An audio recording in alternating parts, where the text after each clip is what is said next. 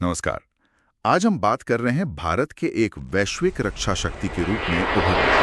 ये कहानी काफी दिलचस्प है। वो दिखाती है कि ये दशकों की मेहनत है। रणनीतिक सोच, टेक्नोलॉजी, सेना में बदलाव और दुनिया के साथ रिश्ते, सब कुछ इसमें शामिल है। तो कोशिश ये समझने की है कि भारत इस मुकाम तक पहुंचा कैसे, क्या अहम पड़ाव रहे। चलिए इसी पर गहराई से बात करते हैं। बिल्कुल।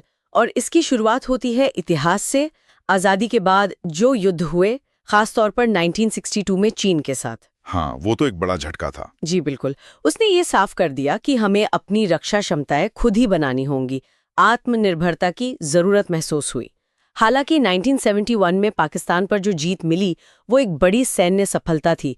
उसने हमारी पारंपरिक ताकत दिखाई, लेकिन 1962 का सबक ज्यादा गहरा था। अच्छा, फिर आया परमाणु शक्ति बनने का दौर। बुद्धा परीक्षण हुआ, जिसने दुनिया को एक इशारा तो दे दिया था, लेकिन असली घोषणा हुई 1998 में, पोखरण 2 के बाद।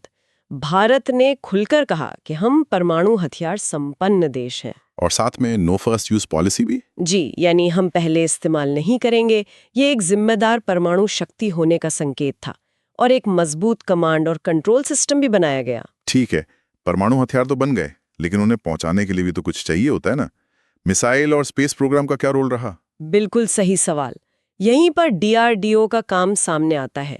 उन्होंने अग्नि मिसाइलें बनाई, लंबी दूरी तक मार करने वाली। और पृथ्वी मिसाइलें भी हैं। हाँ, पृथ्वी सामरिक मिसाइलें हैं। इन दोनों ने भारत की जो प्रतिरोधक क्षमता है, मतलब डिटेरेंस, उसे कई गुना बढ़ा दिया। और फिर रूस के साथ मिलकर ब्रह्मोस बनाई गई। हाँ, ब्रह्मोस तो बहुत मशहूर है। सुपरसोनिक क्रूज मिसाइल दुनिया की सबसे तेज मानी जाती है। जमीन, हवा, पानी कहीं से भी लॉन्च हो सकती है। ये वाकई में एक गेम चेंजर है। और फिर 2019 में मिशन शक्ति, एंटी सैटेलाइट टेस्ट, उसने तो भारत को एक अलग ही क्लब में शामिल कर दिया। हाँ, वो एक बहुत बड़ा कदम था। उसने दिखाया कि भारत अंतरिक्ष में भी अपने हितों की रक्षा कर सकता है। अमेरिका, रूस और चीन के बाद भारत चौथा देश बना जिसके पास ये क्षमता है। इसमें आईएसआरओ का भी तो हाथ होगा, उनके सैटेलाइट्स। बिल्कुल। आईएसआरओ के जो रणनीतिक उपग्रह हैं, कम्युनिकेशन के लिए, निगरानी के लिए, नेविगेशन के लिए, वो हमारी सेना को जबरदस्त बढ़त देते हैं। तो एक तरफ ये सब चल रहा था, दूसरी तरफ आत्मनिर्भर भारत पर भी जोर बढ़ा। जी हाँ, स्वदेशीकरण।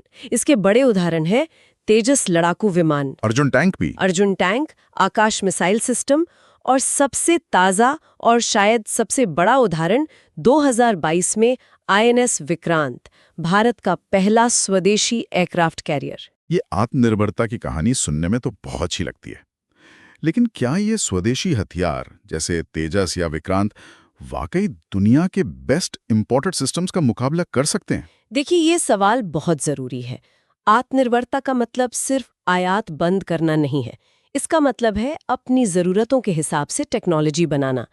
तेजस और विक्रांत दिखाते हैं कि भारत अब जटिल डिफेंस सिस्टम बना सकता है। क्या वो हर पहलू में दुनिया में बेस्ट हैं? शायद अभी नहीं, कुछ क्षेत्रों में और काम करना होगा।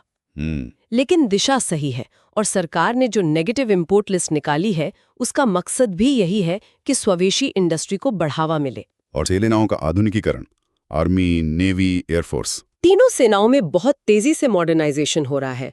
आर्मी इंटीग्रेटेड बैटल ग्रुप्स यानी आईबीजीज बना रही है, ताकि जरूरत पड़ने पर तेजी से एक्शन लिया जा सके। बिल्कुल, ज्यादा लचीले और तेज। नेवी अब एक ब्लू वाटर नेवी बन चुकी है, मतलब सिर्फ अपने तटों तक नहीं बल्कि गहरे समुद्रों में दूर तक ऑपरेशन करने में सक्षम है। और आईएनएस अरिहंत जैसी परमाणु पनडुब्बी का होना भारत को न्यूक्लियर ट्रायड देता है। जमीन, हवा और पानी, तीनों जगह से परमाणु हमला करने की क्षमता। सही। और एयरफोर्स में राफेल जेट्स आ गए हैं। राफेल और S-400 मिसाइल डिफेंस सिस्टम, ये दोनों एयरफोर्स की ताकत में बहुत बड़ा इजाफा है। अगर हम वैश्विक स्तर पर देखें तो भारत अब दुनिया के टॉप 5 रक्षा खर्च करने वाले देशों में है। हाँ, ये दिखाता है कि भारत अपनी सुरक्षा को कितनी गंभीरता से ले रहा है। और एक और दिलचस्प बात, भारत जो हमेशा से हथियारों का बड़ा खरीदार रहा है, हाँ, सबसे बड़े आयातकों में से एक, वो अब निर्यातक भी बन रहा है। 80 से ज्यादा देशों को सामान बेच रहा है। जी। जैसे फिलीपींस को ब्रह्मोस मिसाइल बेचना, ये एक बड़ा कदम है। ये दिखाता है कि भारत की टेक्नोलॉजी पर अब दूसरे देशों को भी भरोसा है। इसके अलावा क्वाड जैसे ग्रुप्स में भारत की सक्रियता, अमेरिका, जापान, ऑस्ट्रेलिया के साथ। हाँ, और अमेरिका, फ्रांस, इजराइल जैसे देशों के साथ मजबूत रक्षा संबंध, ये सब भारत की बढ़ती भूमिका और मुखर विदेश नीति को दर्शाते हैं। भारत को अब क्षेत्र में नेट सिक्योरिटी प्रोवाइडर भी कहा जाने लगा है। इसका ठीक मतलब क्या है? इसका मतलब है कि भारत अब सिर्फ अपनी सुरक्षा नहीं देख रहा, बल्कि पूरे इलाके की सुरक्षा और स्थिरता में योगदान दे रहा है। जैसे हिंद महासागर में समुद्री डाकों के खिलाफ ऑपरेशन चलाना। अच्छा। या फिर जब तुर्की या नेपाल में भूकंप आया तो वहां मानवीय सहायता भेजना। ये दिखाता है कि भारत एक जिम्मेदार वैश्विक शक्ति के तौर पर काम कर रहा है।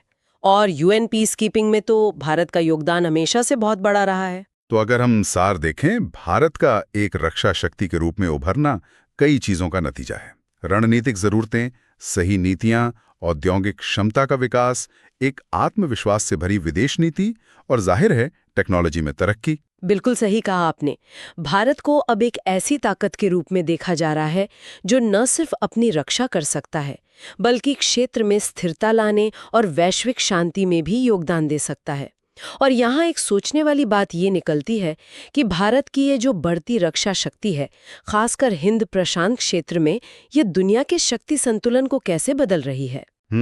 ये वाकई एक अहम सवाल है जिस पर आने वाले समय में नजर रखनी होगी।